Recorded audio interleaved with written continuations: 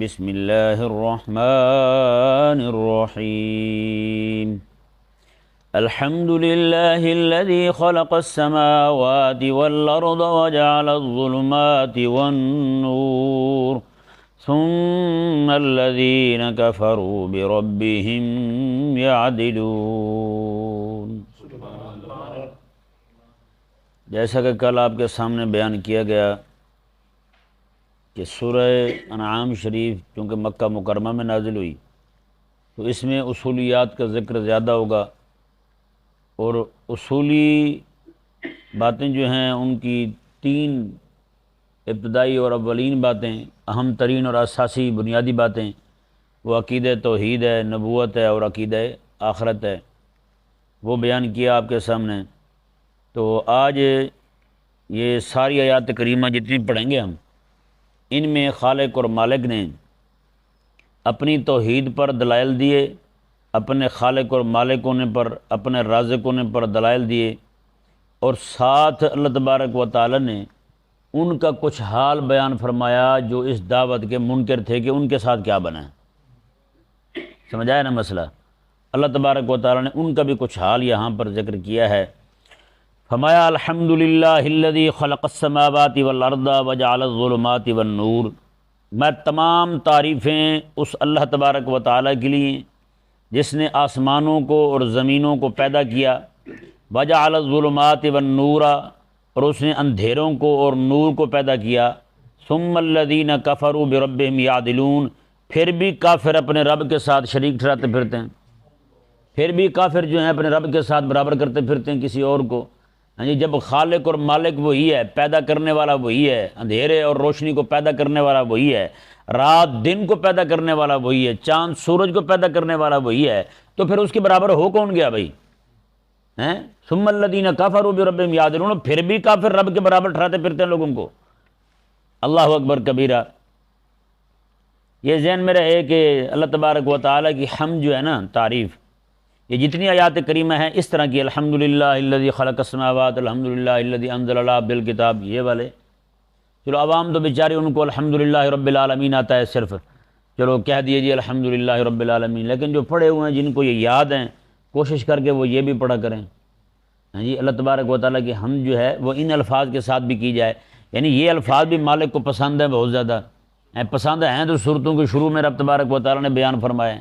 ہاں جی، اللہ اکبر۔ اور صورتوں کے شروع میں نام بھی ہے، مالک کا کلام تو ہے نا جی، مالک عز و جل نے جو ہے نا وہ خود ہمیں طریقہ سکھایا ہے، تعلیم فرمایا ہے کہ میری تعریف تم نے ایسے کرنی ہے۔ اللہ اکبر۔ الحمدللہ الذی خلق السماوات والارض وجعل الظلمات والنور ثم الذین کفروا بربہم یعدلون۔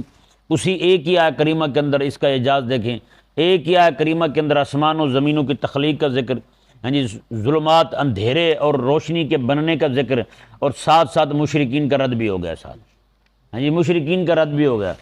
اللہ اکبر۔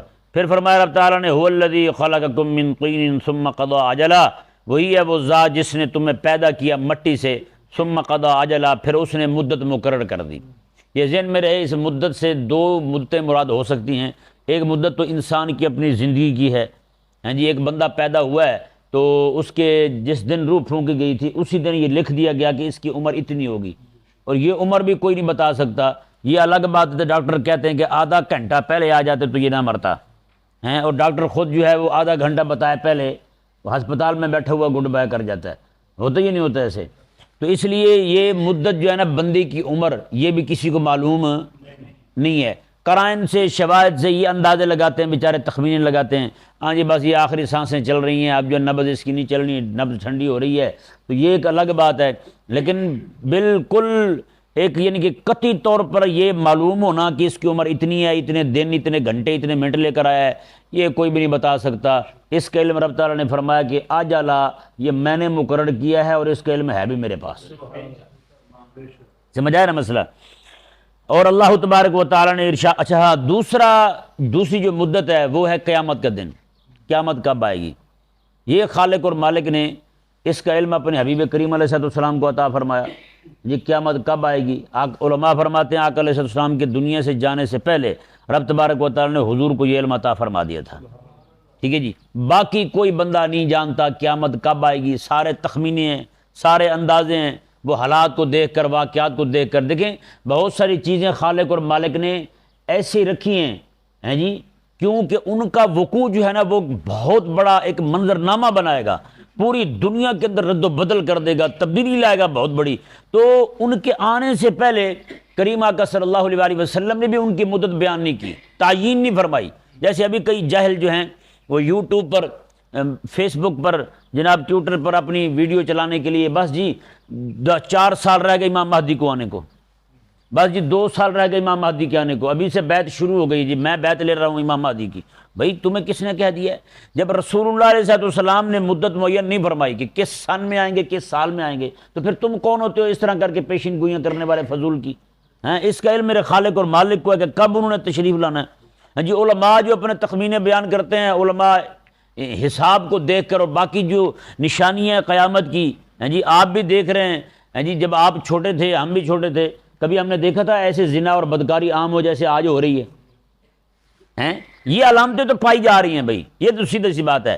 جی جیسے آقا علیہ السلام نے ارشاد فرمایا کہ عورت جو ہے نا اپنی مالکن کو جنے گی، عورت اپنی مالکن کو جنے گی. آج وہ حال ہو چکا ہے. ماں اپنی بیٹی سے ڈرتی پھرتی ہے، ماں اپنی بیٹی کے سامنے بات نہیں کر سکتی، ماں یرکتی ہے اپنی بیٹی کے سامنے بات کرنے سے، والدین ڈرتے ہیں اپنی اولاد کے سامنے بات کرنے سے. ایسی اولاد آ گئی ہے آج، یہ پہلے نہیں تھے ایسے. پہلے بچے ڈرتے تھے اپنے والدین سے، آج والدین ڈرتے ہیں اپنے بچوں سے. ٹھیک ہے نا، ماں والدین پر خوف طاری ہوتا ہے. تو یہ علامات جو ہیں یہ ساری کی ساری پائی جا رہی ہیں. اور زلزلوں کی کثرت، یہ میرے آقا علیہ السلام نے قیامت کی نشانی بتائی ہے. جب ہم چھوٹے ہوتے تھے اتنے زلزلے نہیں آتے تھے، لیکن آج تو بھی یہاں 4تھے 5ویں دن لاہور ہل رہا ہوتا ہے یا نہیں آپ کے سامنے؟ تو بتائیں یہ کیا چیز ہے؟ تو یہ کریم آقا صلی اللہ علیہ وسلم نے جو علامات بیان کی ہیں، اور دیکھیں نا جیسے جیسے قیامات کی علامت ظاہر ہو رہی ہیں ویسے ویسے لوگوں کے دل بھی سخت ہو رہے ہیں.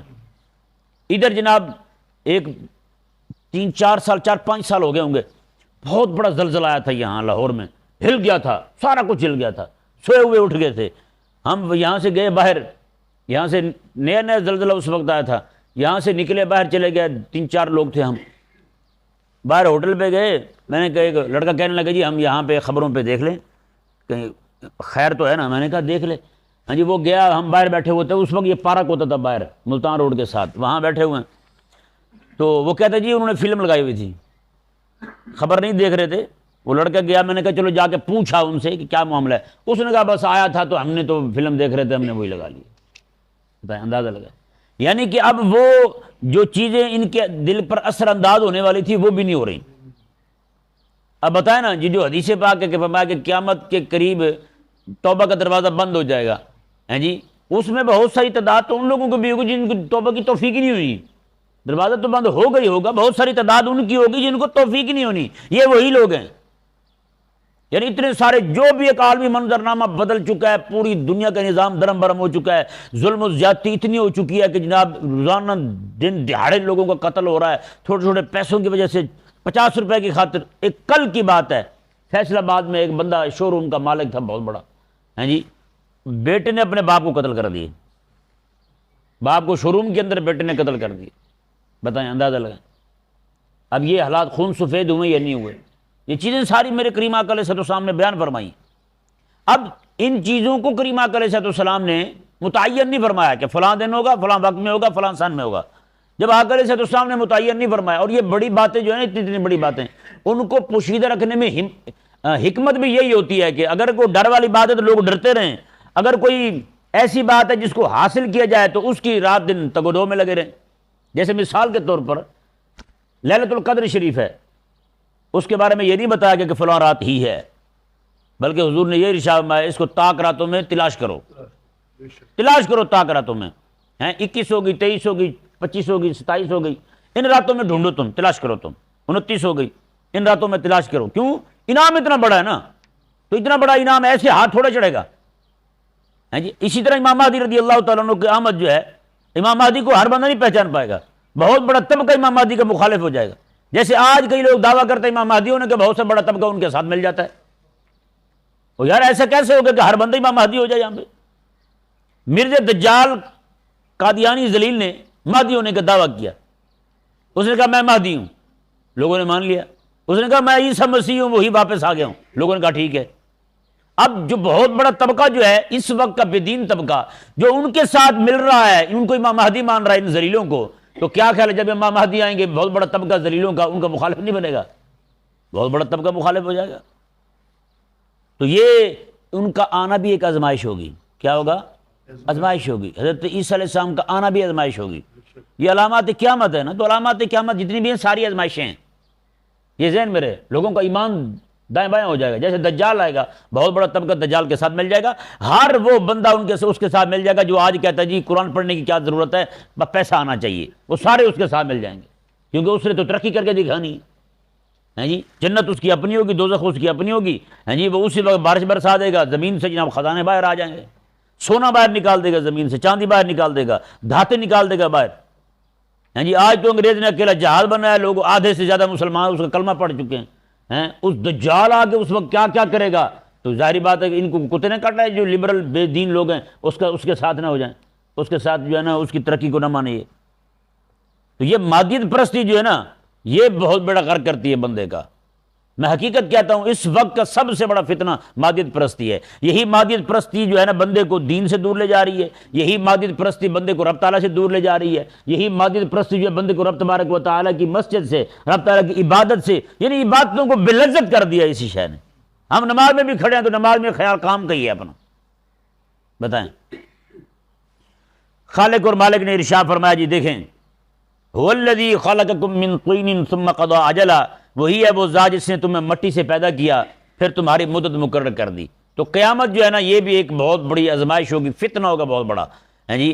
تو وہ بھی اللہ تبارک و تعالیٰ نے خفیہ رکھی، ہر ایک بندے کو نہیں اطلاع دی، یعنی کسی کو پتہ نہیں ہے کہ قیامت کب آنی ہے، تاکہ لوگ ڈرے رہیں، ہر وقت تیاری میں رہیں، ہر وقت تیاری میں رہیں۔ اسی طرح کر کے غزوہ ہند شریف ہے، غزوہ ہند جس کے بارے میں میرے کریم آقا علیہ السلام نے ارشاد فرمایا جو بندہ اس میں شریک ہوگا وہ جنت جائے گا، ہیں جی، جو شریک ہوگا اس میں وہ جنت جائے گا۔ اب اس میں بہت سارے علماء کے اقوال ہیں، کئی کہتے ہیں کہ سلطان محمود غزنی بھی حملہ کیا تھا، کوئی جناب باقی غازیوں کے بارے میں کہتے ہیں بڑے بڑے اسلام کے مجاہد گزرے ہیں کہ انہوں نے یہ حملہ کیا تھا، وہی غزوہ ہند ہے، وہی غزوہ ہند ہے، کیونکہ آقا علیہ السلام نے، کیونکہ کام بہت بڑا ہوگا، یہ کیا ہوگا، یہ کام بہت بڑا ہوگا۔ آج اگر امام میرے آقا علیہ السلام نے فرمایا کہ امام مہدی جب آئیں گے نا، مہدی جب ظہور و ظاہر ہوں گے، پوری دنیا پر غلبہ پا لیں گے، اس وقت امام مہدی رضی اللہ تعالیٰ عنہ حکم فرمائیں گے وہاں پر موجود مجاہدوں کو کہ تم جاؤ اور ہندوستان کے حکمرانوں کو وہاں سے ٹنگا ٹولی لے آؤ، ہیں وہ یہاں سے باندھ کے لے کے جائیں گے حکمرانوں کو۔ ہاں تو ہماری تو میں قسم خدا کی دلی خواہش ہے، اللہ کرے کہ ابھی امام مہدی رضی اللہ تعالیٰ عنہ کو ظہور ہو، یہاں سے یوگی اور مودی ذلیل جو دین کے دشمن بیٹھے ہو نا، بڑے بڑے بدماش ہیں، بڑے بڑے لچے قسم کے کتی کی طبیعت کے بندے، مسلمانوں کے دشمن، مسلمانوں کی ماؤں بہنوں کی عزتوں کے دشمن بغیرت لوگ جو ہیں، ان کو باندھ کے لے جائیں اور ہماری آنکھیں ٹھنڈی ہوں۔ اللہ تبارک و تعالیٰ ہمیں بھی امام مہدی رضی اللہ تعالیٰ عنہ کی فوج کے ساتھ کھڑا کرے۔ آپ حیران ہوں گے، یہ بچہ بیٹھا چھوٹا سا، یہ تیسرا دور سن رہا ہے، محمد عاصم تیسرا دور تفسیر شریف کا سن رہا ہے، اس نے پہلا بھی سنا ہے، دوسرا بھی سنا ہے، کوئی آئے نہ آئے اس بچے نے ضرور آنا ہوتا ہے جی، اللہ ہے کہ کوئی بچہ ہے، بچے ہونے کی وجہ سے سستی ہو جائے، کبھی کہیں چلا جائے تو الگ بات ہے، ورنہ درس یہ ضرور سنتا ہے۔ میں قسم خدا کے اگلے دن یہ چڑھنے لگا نا سیڑھیاں، مجھے یہی بچہ کہنے لگا جی میرے لیے دعا کیا کریں۔ میں نے کہا بچہ ہے اپنے امتحان کی دعا کا کہہ رہا ہوگا یا اپنے ابے کے لیے کسی اور بات کا کہہ رہا ہوگا۔ میں نے کہا ٹھیک ہے بچہ دعا کروں گا۔ کہتے جی میرے لیے یہ دعا کرنی ہے کہ میں مسجد اقصی فتح کروں، مسجد اقصی فتح کروں، ہیں جی۔ اچھا میں مزید ایک سیڑھی چڑھا ہوں، ایک بچہ اور پیچھے سے، اس بچے کا دوست ہوگا، پیچھے سے بھاگا، کہنے لگا جی میرے لیے بھی دعا کریں، میں بھی اس کے ساتھ جاؤں گا۔ بتائیں قسم خدا کی میری دل کے عجیب کیا کتنی دیر مجھ پہ یہ رکت تاری رہی۔ میں نے کہا یار دیکھیں ایک چھوٹا سا بچہ ہے، ہاں جی، تیسرا دور قرآن کی درس کا سن رہا ہے، اللہ تبارک و تعالیٰ نے اسے بھی غیرت ایمانی اور امت کا درد دیا ہے۔ آج مولویوں کو، پیروں کو اپنی گدیوں کا، اپنے پیروں کا، اپنے وڈیروں کا، اپنے ابے دادے کا، ہاں جی، اپنے چھوٹے چھوٹے حضرتوں کا درد ہے، لیکن حضور کے دین کا، حضور کی امت کا درد نہیں ہے، ہاں جی۔ قسم خدا کی بس یہی جذبہ امت کے بچوں میں، جوانوں میں، بوڑھوں میں پیدا ہو جائے، ہاں جی، ایک دن کے اندر جو ہے نا پوری دنیا کے اندر یہ غالب آ سکتے ہیں۔ بس اللہ تبارک و تعالیٰ نے ارشاد فرمایا جی دیکھیں وَعَجَلٌ مُّسَمًّى، اور مسمن عندہ، اور اس کی مدت جو ہے نا وہ مقرر ہے اسی کے پاس۔ قیامت کب آنی ہے یہ اللہ تبارک و تعالیٰ کے پاس مدت ہے، اسی نے مقرر کی ہے۔ اللہ تعالیٰ نے فرمایا ثُمَّ أَنتُمْ تَمْتَرُونَ، اور پھر بھی تم شک میں پڑے ہوئے ہو۔ شک انہیں اس بات کا تھا کہ یہ جو دنیا بن گئی ہے اب یہ ختم نہیں ہونی۔ رب تبارک و تعالیٰ نے فرمایا جو پیدا کر سکتا ہے وہ ختم بھی کر سکتا ہے، تم کیسی باتیں کرتے ہو کہ ختم نہیں ہو سکتی، میں ختم تو ہوں گی، اللہ اکبر کبیرہ۔ رب تبارک و تعالیٰ نے ارشاد فرمایا، اچھا جی یہ ذہن میرے اگلی آیت مبارکہ جو ہے اس میں ان کو جواب دیا جا رہا ہے. وہ کہتے تھے کہ ہم بتوں کو خدا اس لیے مانتے ہیں، رب تعالیٰ کا نائب اس لیے مانتے ہیں کہ رب تعالیٰ چونکہ آسمانوں میں ہے، آسمانوں کے معاملات رب دیکھتا ہے، باقی پوری دنیا کے معاملات جو ہیں وہ اس کے نائب دیکھتے ہیں، تو اس لیے ہم بتوں کی عبادت کرتے ہیں. بتوں کے وسیلے سے ہماری عبادت رب تک جاتی ہے، بتوں کے وسیلے سے ہماری عبادت اور طاعت جو ہے وہ رب تبارک و تعالیٰ تک جاتی ہے. تو لہٰذا ہمارا ان بتوں کی پوجا کرنا جو ہے یہ حقیقت میں رب تبارک و تعالیٰ کی پوجا کرنا ہے، اور پوجا کرنے کا مقصد وحید یہی ہے کہ رب تعالیٰ ہم سے دور ہے، کیونکہ وہ آسمان کے معاملات سمیٹے ہوئے ہیں، سنبھالے ہوئے ہیں، تو اتنے معاملات اکیلا کیسے دیکھے گا؟ تو لہٰذا جو ہم پر حاکم ہیں ہم تو ان کی اطاعت کریں گے، ہم ان کی اطاعت کریں گے. اللہ اکبر کبیرہ.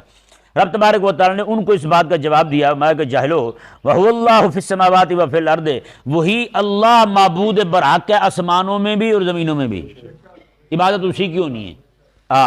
یعلم سرکم وجہرکم، وہ کہتے تھے کہ ہمارے حالات جب رب نہیں جانتا پھر ہم رب کی عبادت کیسے کریں؟ جو ہمارے حالات جانتے ہیں، ہمارے حالات سے واقف ہیں، ہم تو ان کی عبادت کریں گے. رب تعالیٰ نے ان کو جواب دیا، یعلم سرکم وجہرکم، میں تمہاری پوشیدہ چیزیں بھی جانتا ہے، تمہاری ظاہری چیزیں بھی جانتا ہے. وَيَعْلَمُ مَا تَكْسِبُونَ، اور بالخصوص رب تبارک و تعالیٰ تو تمہارے وہ کام بھی جانتا ہے جو کچھ تم کر رہے ہو. اللہ اکبر کبیرہ. رب تعالیٰ نے ارشاد فرمایا وَمَا تَأْتِيهِم مِّنْ آيَةٍ مِّنْ آيَاتِ رَبِّهِمْ إِلَّا كَانُوا عَنْهَا مُعْرِضِينَ. اب یہ تھوڑا سا رخ جو ہے نا یہ مڑ رہا ہے تاریخ کی طرف. ہاں جی، وَمَا تَأْتِيهِم مِّنْ آيَةٍ مِّنْ آيَاتِ رَبِّهِمْ، میں جو بھی ان کے پاس کوئی علامت آتی ہے نا، نشانی آتی ہے، معجزہ ظاہر ہوتا ہے میرے حبیب کریم علیہ السلام کے ہاتھ سے، موردین منہ پھیر جاتے ہیں، اس سے منہ پھیر جاتے ہیں. یہ ذہن میں رہے، آج بھی جتنی آفات آ رہی ہیں نا پوری دنیا پر، آج بھی جو کفر کی حکومت غالب آ چکی ہے نا مسلمانوں پر، یہ بھی حقیقت میں میرے آقا علیہ السلام کا معجزہ ہے. یہ حضور نے خبر دی تھی، یعنی معجزے کا ظہور ہے. آقا علیہ السلام نے خبر دی تھی کہ قیامت کے قریب میں کہ تم پر ایسے کافر جو ہیں وہ بھوکے بھوکے بھیڑیے کی طرح ٹوٹ پڑیں گے. تو بتائیں آج مسلمانوں کی مغلوبیت جو ہے یہ بھی من وجہ میرے آقا علیہ السلام کے معجزے کا ظہور ہے. حضور علیہ السلام کی دی ہوئی خبر سچی ثابت ہو رہی ہے. لیبیا پر نہیں ٹوٹے، لبنان پر نہیں ٹوٹے، ہیں جی افغانستان پر نہیں ٹوٹے، عراق پر نہیں ٹوٹے، پاکستان میں نہیں ٹوٹے، ہیں جی عراق پر نہیں ٹوٹے، سارے پوری دنیا کے اندر آج مسلمان ہی مظلوم ہے، بس مسلمان پر ہی ظلم ڈھایا جا رہا ہے. تو یہ میرے آقا علیہ السلام نے خبر دی ہے اس وقت. ہیں جی اور آج بھی ان کو یہ پیغام ہے اسلام کا، رب تعالیٰ کی یہ مبارکہ آج بھی ان کو بتا رہی ہے. تو میں کہ جو بھی معجزہ میرے حبیب کا ظاہر ہو رہا ہے نا، ہیں جی میرے عیسیٰ علیہ السلام آئیں یہ بھی حضور کا معجزہ ہے، دین غالب کر دیں یہ بھی حضور کا معجزہ ہے، امام مہدی کا ظہور ہو جائے یہ بھی حضور کا معجزہ ہے. اسی طرح کر کے آج پوری دنیا کے اندر جو کچھ بھی ہو رہا ہے میرے آقا علیہ السلام نے اس وقت بیان فرمایا تھا، بالکل بعینی اسی طرح واقع ہو رہا ہے، ظاہر ہو رہا ہے، رونما ہو رہا ہے. تو یہ سارے کا سارا میرے حضور کے معجزات کا ظہور ہو رہا ہے. جو کچھ حضور نے پہلے ارشاد فرمایا تھا وہی آج سارا کچھ ہو رہا ہے، یعنی کہ باتیں حضور کی سچی ثابت ہو رہی ہیں. تو یہ حضور کا معجزہ ظاہر ہو رہا ہے، اور کیا ہے بھائی بتائیں. تو رب تبارک و تعالیٰ نے ارشاد فرمایا وما تاتیہم من آیۃ من آیات ربہم، فرمایا کہ جب بھی ان کے سامنے کوئی نشانی آتی ہے نا رب تبارک و تعالیٰ کی، موردین اس سے منہ پھیر لیتے ہیں. تو میں نے کہا یہ رب تعالیٰ کی نشانی سے، حضور کے معجزے سے اکیلے ابو جہل نے منہ نہیں پھیرا تھا، آج کل کے لوگ بھی منہ پھیرے ہوئے ہیں، آج کل کے لوگ بھی منہ پھیرے ہوئے ہیں. کیا قرآن سے منہ نہیں پھیر رہے؟ یہ رب تبارک و تعالیٰ کا دیا وہ حضور کا معجزہ نہیں ہے؟ اور سب سے بڑا باقی رہنے والا، دائمی رہنے والا، ہمیشہ ہمیشہ رہنے والا، مستمرہ دائمہ مستمرہ معجزہ حضور کا یہ رب تعالیٰ کا قرآن ہے. قرآن سے امت نے منہ نہیں پھیرا یار بتائیں. آج جب امتی منہ سے کہنا شروع کر دے قرآن پڑھا تو بھوکا مر جاؤں گا، تو بتائیں منہ پھیرنا اور کیا ہوتا ہے قرآن سے؟ پورے 24 گھنٹے بچہ سکول کی کتابیں پڑھے، سکول جائے، پھر وہاں سے آئے جناب، پھر سکول ٹیوشن کے لیے روانہ کر دیا جائے قرآن پڑھنے کے لیے. قاری صاحب صرف 10 منٹ 15 منٹ پڑھانا، میرے بچے کو گرمی بڑی لگتی ہے، وہ ٹیوشن سے تھکے آتے ہیں، اس لیے ٹائم نہیں ہوتا، بس تھوڑا سا آپ پڑھائیں اور جان چھوڑیں ہماری. قرآن چھوڑنا اور کیا ہوتا ہے؟ رب تبارک و تعالیٰ نے ارشاد فرمایا وما تاتیہم من آیۃ من آیات ربہم الا کانوا عنہا موردین، میں کہ جو بھی نشانی ان کے پاس آتی ہے ان کے رب کی طرف سے، الا کانوا عنہا موردین، یہ اس سے منہ پھیر لیتے ہیں. رب تعالیٰ نے ارشاد میں فقد کذبوا بالحق لما جاءہم، یہ پوری تاریخ بیان ہو رہی ہے، پوری تاریخ میں ہوا یہی ہے. سارے انبیاء جتنے بھی تشریف لائے نا، ہر نبی نے جو دعوت دی انہوں نے دعوت کو جھوٹا کہا، معجزہ ظاہر کیا، معجزے کو جادو کہا، اس نبی کو کائن کہا، پتہ نہیں کیا کیا کہا انہوں نے. ہاں جی رب تبارک و تعالیٰ نے ارشاد میں فقط کذبوا بالحق لما جاءہم، جب بھی ان کے پاس حق آیا نا انہوں نے حق کو جھوٹا کہا ہے۔ فسیاتیہم انباء ما کانوا بہ یستہزئون، اب میرے آقا علیہ السلام جتنے بھی پچھلی قوموں کے احوال بیان فرماتے تھے نا، اور جو آقا علیہ السلام قرآن کی آیتیں پڑھ کے سناتے تھے، وہ قرآن کی آیتوں کا مذاق اڑاتے تھے۔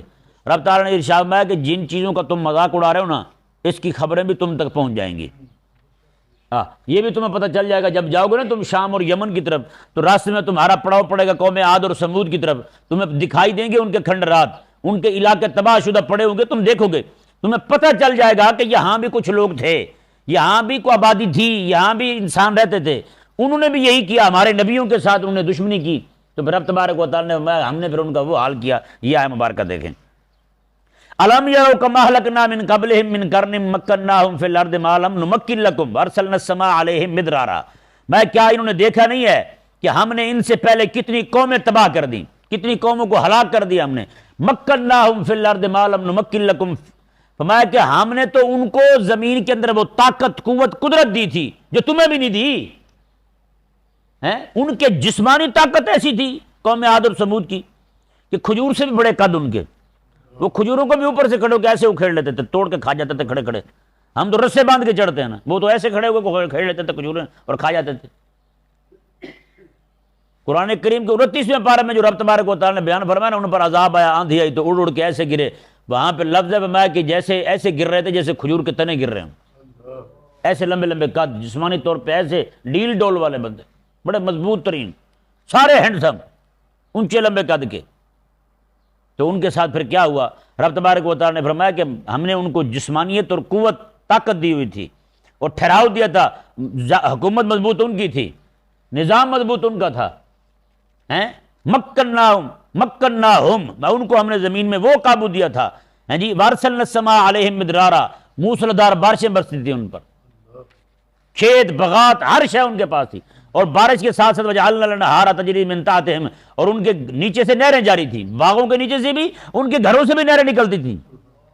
آپ سوچ سکتے ہیں کتنے کتنے بڑے گھر ہوں گے ان کے، ہر طرح کی مادی ترقی کا بیان کیا جا رہا ہے، ان کی مادی ترقی کتنی تھی، جسمانی طور پہ مضبوط، اور گھر ان کے ایسے مضبوط کہ گھروں کے اندر سے نہریں جاری ہیں، تجری من تحتہا الانہار، ان کے نیچے سے نہریں جاری تھیں، ان کے باغات میں بھی نہریں، گھروں میں بھی نہریں، ایسے مضبوط نظام تھا۔ اللہ تعالیٰ نے ارشاد فرمایا فأہلکناہم بذنوبہم، پھر ہم نے ان کے گناہوں کی وجہ سے انہیں برباد کر دیا۔ رب تعالیٰ نے ارشاد فرمایا جو طاقت قوت مادی جمہوری طاقت ان کے پاس تھی، حکومت کی طاقت قوت غلبہ افرادی قوت ان کے پاس تھی، جسمانی قوت ان کے پاس تھی، مکہ کے مشرکوں تمہارے پاس تو ہے ہی نہیں، تم کہیں یہ ذہن میں رکھو کہ ہمارے ڈولے بڑے ہیں تو ہمیں تو کچھ ہو ہی نہیں سکے گا، نا، یہ بھول چھوڑ دو تم، ہم نے تو بڑوں کو تباہ کر دیا، بڑی مضبوط حکومتیں الٹ کے رکھ دی ہیں، صرف اس وجہ سے کہ انہوں نے ہمارے نبیوں کی نافرمانی کی، انہوں نے ہمارے احکامات کی قدر نہیں کی، اس لیے ہم نے تو الٹا دیا انہیں۔ اللہ اکبر۔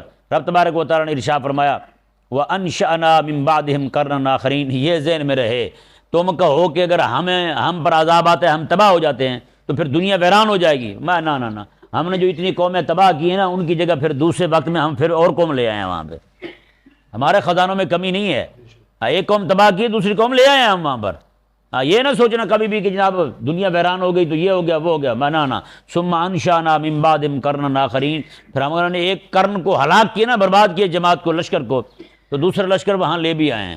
اگر انہوں نے بھی وہی حال کیا ہے اپنے ہمارے نبیوں کے ساتھ تو پھر ہم نے بھی ان کے ساتھ وہی حال کیا ہے۔ یہ ذہن میں رہے، آیت مبارکہ بتا رہی ہے۔ آج بھی کئی سارے ذلیل لوگ جو ہیں وہ یہ کہتے ہیں کہ جتنے بھی علاقے قومیں تباہ ہوئی ہیں وہ سارے کے سارے حادثاتی تھی، اتفاقی تھی، لیکن رب کیا فرماتا ہے؟ رب فرماتا ہے اپنے گناہوں کی وجہ سے تباہ ہوئے ہیں۔ کس وجہ سے تباہ ہوئے ہیں؟ اپنے گناہوں کی وجہ سے، نبیوں کی دعوت کو ٹھکرانے کی وجہ سے، دعوت نبوت کو ٹھکرانے کی وجہ سے، دعوت توحید کو ٹھکرانے کی وجہ سے تباہ ہوئے ہیں سارے۔ تو یہ ذہن میں رہے مسئلہ، پوری دنیا کے اندر جتنے بھی عذاب آئے، آج بھی جو عذاب آتا ہے اتفاقی نہیں ہوتا، زلزلہ آتا ہے اتفاقی نہیں ہوتا، سیلاب آتے ہیں اتفاقی نہیں ہوتے، اصل میں قوم کی ہماری پر یہ عجیب آفت آ پڑی ہے، کہہ لیں جو بھی کہہ لیں آپ، حال ایسا ہو گیا ہے کہ ہم لوگ نعوذ باللہ من ذالک کہ جب بھی کوئی معاملہ ہو نا آپس میں لڑ لڑ کے چپ کر جاتے ہیں۔ جی پچھلے دنوں سیلاب آیا تو کچھ لوگ یہ کہہ رہے تھے دیکھیں جی یہ اگر اللہ تبارک و تعالی وہ دوسرے جو اہل حدیث ہیں انہوں نے یہ کہا سنیوں کو، بریلویوں کو، کہ ہاں بھئی اگر تمہارے ولی کچھ کر سکتے ہوتے تو ولیوں کے مزار کیوں ڈوبے ہیں؟ انہوں نے ولیوں کی توہین کر دی. انہوں نے آگے سے کہا اگر خدا کر سکتا تو پھر مسجد کیوں ڈوبی ہیں؟ انہوں نے ولیوں کے تصرف کا انکار کیا، انہوں نے رب کے تصرف کا انکار کر دیا. چاہے یہ الزام خصم کے طور پر کر رہے تھے یا جو بھی کہہ رہے تھے، لیکن بات کیا جو ان کا رب ہے وہ تمہارا رب نہیں ہے. ان کا رب الگ ہے، تیرا رب الگ ہے. جی ابھی پھر جناب وہی پیشن گوئی ہوئی کہ بحیرہ عرب سے کوئی سیلاب ہے، اب طوفان ہے، وہ ٹکرانے لگا کراچی کے ساتھ. وہاں پھر مولوی یہ بحثیں لے کے بیٹھ گئے. وہابی کہنے لگے ان کو دیکھیں جی اب کہنا عبداللہ شاہ غازی کو بچائے. انہوں نے کہا کہ اب کہنا تم بھی اپنے رب کو کہ رب بچائے. بتائیں یہ باتیں لیے بیٹھے ہوں. میں کہتا ہوں قسم خدا کی یہی بات جو ہے نا وہ اصحاب کہف کے ساتھ معاملہ ہوا. رب تعالیٰ نے اتنا سال ان کو قبروں رکھا غار میں زندہ، یعنی کہ زندہ اٹھا دیا انہیں اتنے 309 سال کے بعد، تاکہ یہ لوگ جو ہے نا مرنے کے بعد اٹھنے پر ایمان لے آئیں. لیکن انہوں نے اختلاف کر دیا کتے کتنے تھے بندے کتنے تھے. پوری قوم اسی اختلاف میں پڑ گئی. بندے اتنے تھے، کتا ایک تھا. 6 بندے تھے، 7واں کتا تھا. 5 بندے تھے، 6ٹھا کتا تھا. 4 بندے تھے، 5واں کتا تھا. اس بات میں پڑ گئے. اور وہی حال میں کہتا ہوں قسم خدا کی اس قوم کا ہے. بجائے اس کے زلزلہ آتا ہے باتیں شروع ہو جاتی ہیں. زلزلہ آتا ہے بات شروع ٹی وی پہ بے دین لوگ جو ہے نا وہ آگے کہنا شروع کر دیتے ہیں مجھے زلزلہ تو اس لیے آتا ہے. زلزلہ تو نیچے پلیٹیں کلچ پلیٹیں ہیں وہ ہل جاتی ہیں اس لیے زلزلہ آ جاتا ہے. اور مولوی جو ہے نا وہ ثابت کرنا شروع کر دیتے ہیں بھائی زلزلہ آتا ہے یہ فلاں وجہ سے فلاں وجہ سے آتا ہے. اللہ ہے کہ یار پوری قوم کو یعنی توبہ کی طرف کوئی بھی نہیں آ رہا. توبہ کی طرف کوئی بھی نہیں آ رہا. فضول کی بکواس شروع کر دیتے ہیں. انہیں جی یہ ہے وہ ہے فلانا ڈمکانا. بھی رب تبارک و تعالیٰ تو یہ بھیج رہا ہے اس لیے تاکہ تم سیدھے ہو جاؤ. یہ پوری دنیا کے اندر جو تبدیلی آ رہی ہے چاہے فتنے ہوں آزمائشیں ہوں جو بھی ہوں زلزلے ہوں جو آفات و طوفان ہو جو بھی ہو ہیں جی ساری کی ساری آزمائشیں ہیں اور یہ عذاب ہیں. حقیقت میں کیا ہیں؟ عذاب ہیں. لیکن شکر ہے ہماری قوم کی توجہ اس طرف نہیں جاتی. کوئی توجہ دلائے بھی تو اس کی بات نہیں سنتے. وہ کہتے ہیں وہ ہے تو میں شور پاتا رہتا ہے. ٹھیک ہے نا جی. اللہ تبارک و تعالیٰ نے عیسیٰ مبارک کے اندر واضح فرما دیا فَأَهْلَكْنَاهُمْ بِذُنُوبِهِمْ. ان 2 لفظوں نے اس ایک جملے نے واضح کر دیا کہ ہم نے ان کو ان کے گناہوں کی وجہ سے ہلاک کیا ہے. پوری دنیا کے اندر جہاں بھی کوئی پکڑ آتی ہے رب تبارک و تعالیٰ کی ان کے اعمال کی شامت ہوتی ہے. وہ ایک الگ بات ہے جہاں پہ برے لوگ مارے جا رہے ہیں وہاں نیک بھی رگڑے جاتے ہیں جی. تو وہ پھر کئی لوگ تو وہ نیکی کا حکم نہ کرنے کی وجہ سے برائی سے نہ روکنے کی وجہ سے مارے جاتے ہیں جی. کئی جو ہیں وہ پھر اللہ تبارک و تعالیٰ ان کی موت کو شہادت بنا دیتا ہے. کئیوں کی موت بطور سزا کی ہوتی ہے. تو اس لیے ہمیں چاہیے کہ جب بھی کوئی ایسی آفت آئے مصیبت آئے تکلیف آئے تو بجائے اس کے کہ ایک دوسرے پر نزلہ پھینکنے کے ہم اللہ تبارک و تعالیٰ کی بارگاہ کی طرف رجوع کریں. حضرت عائشہ پاک فرماتی ہیں جب بھی آندھی آتی تھی بارش آتی تھی زور سے تو کریم آقا علیہ السلام کے چہرہ مبارکہ کا رنگ بدل جاتا تھا. کبھی حضور اندر آتے کبھی حضور باہر آتے کبھی اندر آتے کبھی باہر آتے تھے جی. سے امت کے غم میں کہیں یہ نہ ہو کہ میری امت پر عذاب آ جائے. اور امت جو ہے آج ہر ایک کو انجوائے کر رہی ہے. اللہ تبارک و تعالیٰ سمجھنے کی توفیق عطا فرمائے.